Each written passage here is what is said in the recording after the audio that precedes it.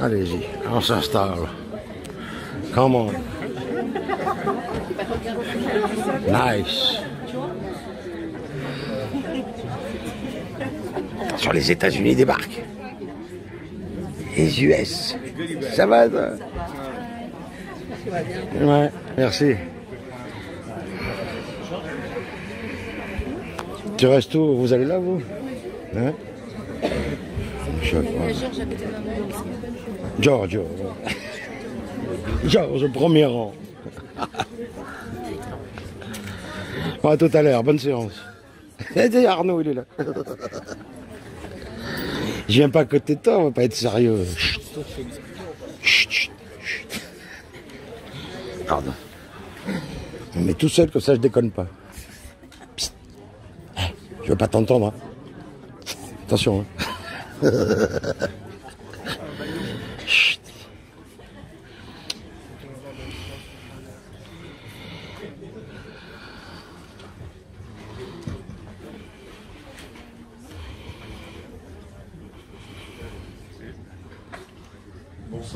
Bonsoir à tous. Merci d'être là ce soir pour cette séance exceptionnelle.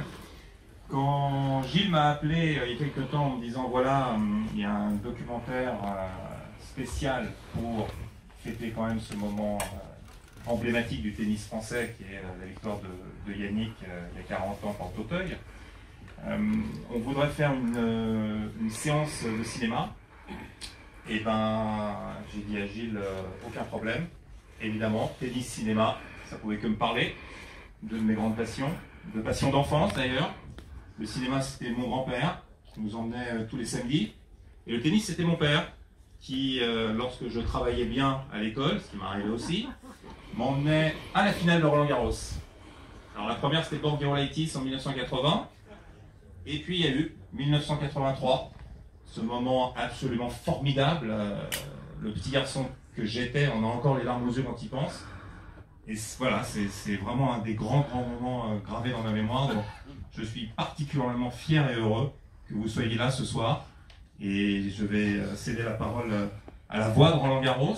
Quand on entend Marc Maury commencer à parler sur les cours, c'est qu'en général ça va très bien se passer et qu'on va vivre un grand moment. Voilà, bonne soirée. Merci.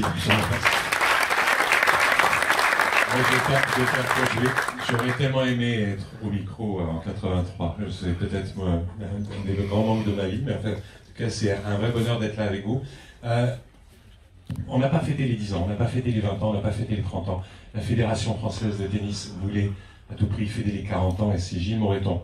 C'était son ami qui me connaît depuis justement qu'ils étaient à Nice, sur ce lycée Parc Impérial, qui avait décidé justement de fêter ce moment particulier. On va le faire pendant plusieurs jours. Et ce soir, vous avez une première avec un film où il y a beaucoup d'émotions. Vous allez voir beaucoup de choses dedans. Et donc, ça va être assez fort. On va en parler dans quelques instants, mais tout de suite, je voudrais passer la parole au président de la fédération, ou plutôt à l'ami, à Gilles Moreton. Merci Marc. Effectivement, tu es la voix maintenant de beaucoup d'événements sportifs, pas simplement Roland Garros. Donc, merci à toi. Benjamin Badinter, merci infiniment à toi. Je vais parler à l'ami et aux passionnés de tennis, mais plus que ça, même je sais que tu adores ce sport, ce jeu, que tu es maintenant à la tête de Tennis Magazine, il faut le dire, c'est important de le dire.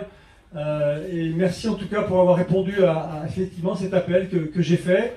Alors j'ai fait cet appel parce que deux choses d'abord. Je pense qu'on n'a pas assez rendu hommage à Yannick depuis sa victoire. Alors moi je le connais bien avant, effectivement on parle de Nice bien plus tôt. On a démarré avec d'autres copains qui seront là demain, les copains du Parc Impérial qui viennent tous demain et après-demain, parce que puis il y aura d'autres après-demain, je crois. Ça va durer 15 jours, donc ça va être un tournoi physiquement difficile, je crois, mais enfin on va l'assumer. Ravi en tout cas d'être là. Et puis s'il n'y avait pas eu alors un autre Benjamin Rassa qui est là, qui est venu. Alors il faut rendre à César ce qui est à César. Il y a un autre de nos amis qui m'a appelé à un moment donné, il s'appelle Pierre Barthès, qui m'appelle, a dit tu devrais écouter, entendre, regarder ce que Benjamin Rassa a fait sur Yannick. Alors Benjamin Rassa c'est un fou furieux. Ah bon? C'est un fou furieux parce qu'il est parti dans une aventure incroyable, je pense par passion, il va s'exprimer là-dessus, par passion sûrement de ce qu'a fait Yannick, mais par passion de son métier, du vrai journalisme, d'aller chercher des infos, d'aller gratter, puis de faire quelque chose d'absolument atypique. Quand j'ai regardé ce qu'il a pu faire, bah, j'ai dit ouais, waouh, putain, c'est quelque chose. Et puis derrière, il est venu nous voir à la fédération. Alors vous, fédération, vous faites quoi? Je dis, on peut pas faire grand chose, t'as tout fait, et nous qu'est-ce qu'on peut? On peut t'aider, on peut te donner les images, tu les as déjà prises, hein, de toute façon. Il fallait peut-être payer un truc, donc on s'est dit, bon, tu paieras pas, et puis on va essayer de t'aider, on va essayer de t'accompagner. Et t'accompagner, c'était la reconnaissance de la fédération, 2, essayer de diffuser au plus large ce que tu as fait, ton travail, et puis derrière, c'était démarré par cette soirée. Donc bravo, et on peut les applaudir très fort aux 2 Benjamins qui nous permettent de lancer.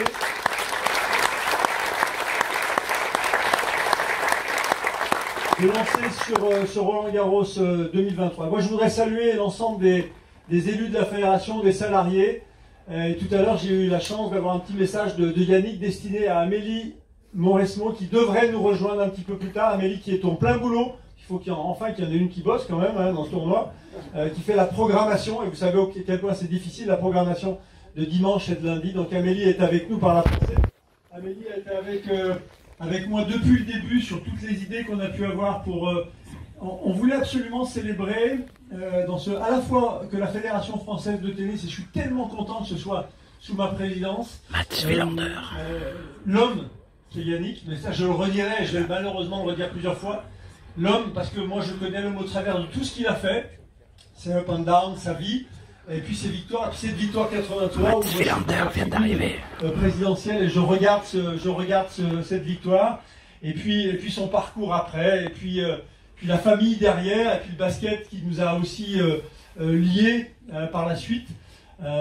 Et donc ravi ce soir qu'on puisse vous présenter ce film qui est d'une véritable reconnaissance de sa famille. Alors sa famille d'origine, c'est sa vraie famille, mais le tennis c'est sa deuxième famille aussi, et je pense que la famille du tennis lui devait reconnaissance pour tout ce qu'il a pu faire pour les enfants. On verra demain la journée des enfants à Roland Garros portera le nom de la journée Yannick Dehaene, maintenant définitivement.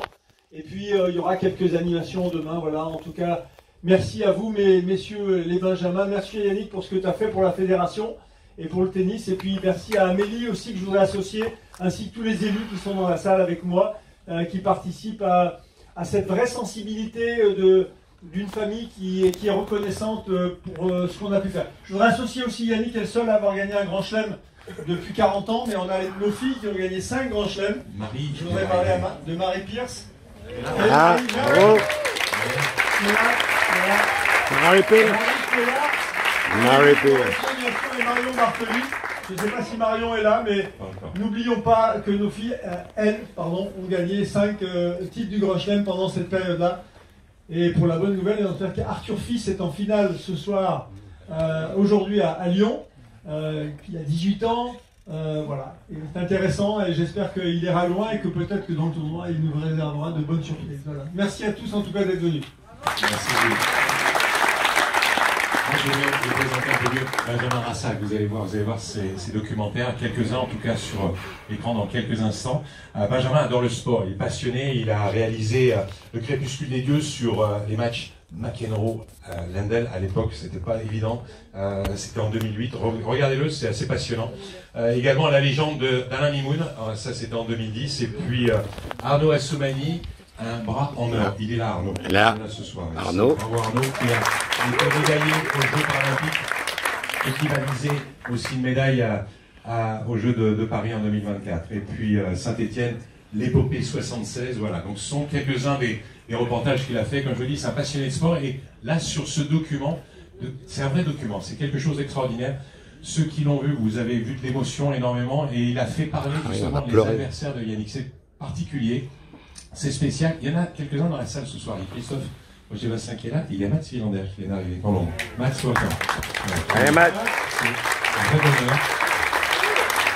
Merci Max. I know you learn in French and you learn quickly. Et c'est un vrai plaisir de les avoir. Et puis il y a tous les potes, bien sûr, qui sont là, Henri Lecomte, bien évidemment, et beaucoup d'autres. Voilà, merci en tout cas. Je voudrais juste passer la parole à Benjamin Rassa qui va en parler quelques petits instants, parce que tout ce qu'on veut, c'est voir le film. Et ensuite, on reviendra avec Yannick, si tu veux bien, et Benjamin, et vous parlerez un petit peu tous les deux. Voilà, je vais te laisser le micro. Bonsoir à tous. Je prends la balle au bon, Gilles, sur ce que tu viens de dire. Moi, je peux dire aussi que tu as été un fou furieux en prenant la décision de suivre ce projet, parce que c'est prendre des risques de répondre aussi vite. Tu l'as fait. C'est prendre des risques de dire aussi vite, ok, c'est bon, on y va. C'est prendre des risques d'entrepreneur. Voilà, de quelqu'un à qui on discute. On s'est parlé 3 fois, je pense, là, dans ces 3 derniers mois, et c'est tchac, tchac, tchac, et on fait. Et c'est ça qu'il fallait faire pour ce film, sans quoi ce film, vous ne pourriez pas le voir ce soir. Parce que vous n'allez pas voir 3 heures, vous allez voir 1h30 du film, mais il y a 90 minutes d'archives. Donc ça veut dire des points entiers, des matchs entiers de Yannick, et ça, c'est une première dans un film comme ça. Donc si la fédération, et si Gilles ne prend pas la décision de dire, ok, on y va, il n'y a pas de film. Voilà. Et je mesure chaque jour le bonheur de vous montrer ce film-là ce soir, mais le bonheur de pouvoir mettre ce film demain avec la fédération sur YouTube, gratuitement, pour le public le plus large. Ça, ce sont des décisions voilà, d'entrepreneurs, de gens qui partent à l'aventure. Par ailleurs, voilà, on se présente ce soir, c'est humain, on a aimé le tennis parce qu'on a eu un papa, on a aimé le tennis parce qu'on a eu une maman. Moi j'avais ma maman, donc j'étais le jour de la finale de Roland Garros, j'ai une maman qui est là, et qui a dit si Yannick gagne, j'arrête de fumer. Ça a marché 3 ans.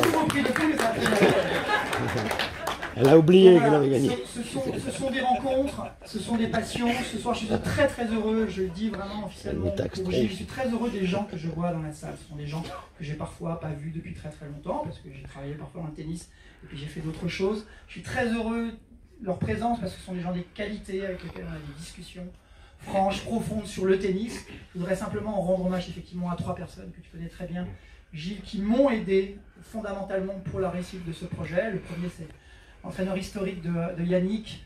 Patrice Ageloor était le premier à être au courant.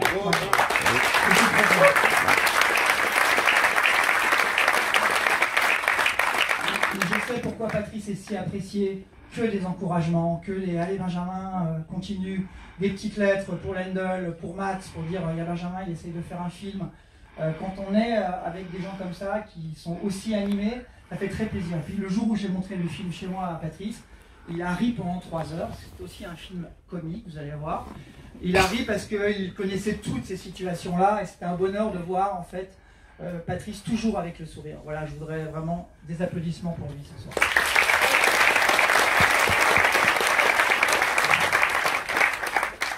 L'autre personne, c'est celui qui est passé le premier devant la caméra. On n'a pas essuyé les plâtres avec lui tout de suite, on a vu qu'on tenait quelque chose. Le principe du film, je vais l'éditer ce soir. Quand on va voir Anders Jarry, donc, qui est éliminé au premier tour, on lui montre son match contre Yannick et on lui montre les 6 autres matchs. Donc Anders Jarry a passé 5h30 avec moi pour regarder tous les matchs. Quand on va voir Victor Pecci, qui a été éliminé au 2e tour, il voit son match contre Yannick et les 5 autres matchs. Et voilà comment ça fonctionnait. Et le premier qui est passé, c'est Christophe Roger Vasselin. Je voudrais qu'on l'applaudisse. Il a donné une énergie folle d'entrée. Je suis très heureux de lui rendre hommage. Il est venu à la maison aussi voir le film, parce qu'il fait partie des gens qui ont déjà vu ce film. Et Christophe a en fait les 40 ans de son grand exploit cette année-là, de battre Jimmy Connors, numéro 1 mondial, et d'arriver jusqu'en demi-finale de Grand Chelem. Mercredi prochain, on était censé, il ne pourra pas être là, mais on va montrer ce film dans le centre de détention de Fleury-Mérogis. On va montrer ces 3 épisodes. On voulait le faire avec Christophe ne pourra pas venir, mais à chaque fois que je l'appelle, c'est très important, il répond présent. Il fait partie d'ailleurs d'un club qu'on a créé, qui s'appelle le club, en gros, des éliminés par Yannick Noah, en anglais Noah. Ce soir, on a 2 personnes de ce club. Effectivement, c'est Christophe Roger Vasselin, mais vient d'arriver le 2e, Mats Wilander. Je voudrais vous l'applaudir. Et toutes les semaines, ils reçoivent des petits montages, un trailer, l'épisode 1 monté, sous-titré en anglais. C'est une idée de John Alexander, l'un des joueurs qui est éliminé, de créer ce groupe WhatsApp. Et je suis très ému à chaque fois que je leur envoie des choses. Ils me répondent. C'est absolument passionnant de vivre ça avec eux. Et puis la troisième personne que je vous demande d'applaudir, c'est une sorte de mentor. Gilles vient d'en parler. Quelqu'un qui m'a vu naître, qui m'a appris à jouer au tennis, qui m'a expliqué le tennis depuis sa loge. J'étais dans sa loge, j'étais un enfant qui avait la chance d'être dans sa loge et d'écouter Pierre Barthès, puisqu'il s'agit de lui.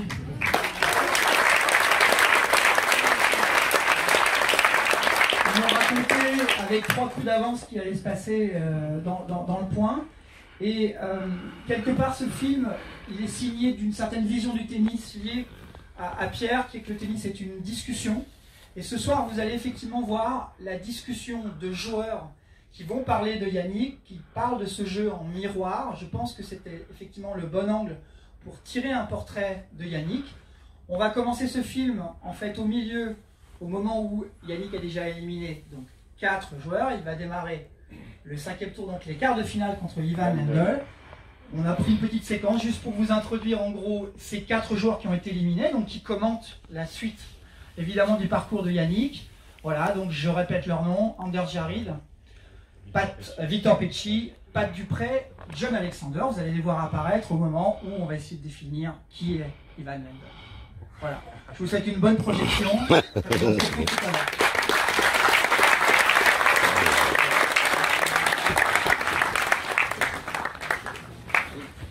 Petit clip tout d'abord pour ouvrir, de communication, ça dure 30 secondes. Petit clip de la Fédération Française de Tennis, regardez, nouvelle campagne, et ensuite, tout de suite après, le film. On y va.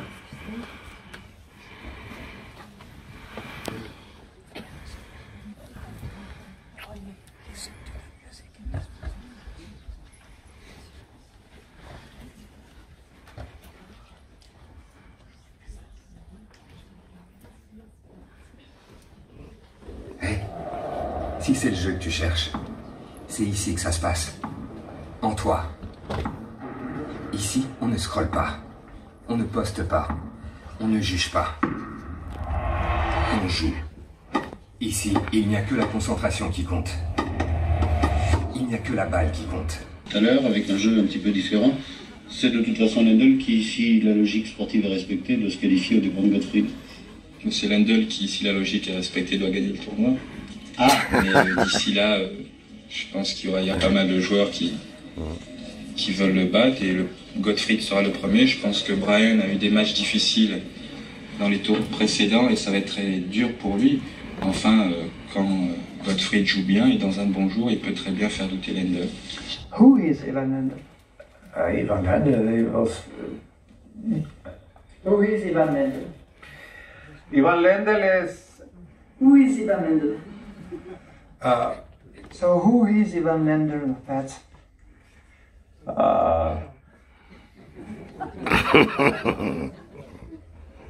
He's like the combination of the Terminator and the guy in the Rocky movie, Ivan Drago. Just he's the machine on the court. He was hitting the ball so hard. More power. Relentless, more penetration, not very emotional at all. Very serious. Stone face. But he also had moments where he wasn't sure of himself either. Anything can happen. This is going to be a fantastic match.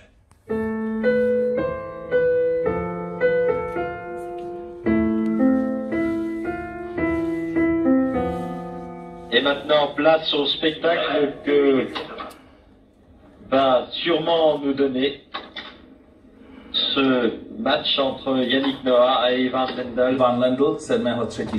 Ostrava. 2 joueurs de la même génération, ils ont 23 ans tous les deux. Well, both of my parents played tennis, so I was brought in the tennis environment and I enjoyed it. Un mois les sépare, Ivan Lendl étant le plus âgé des deux. With a wooden paddle.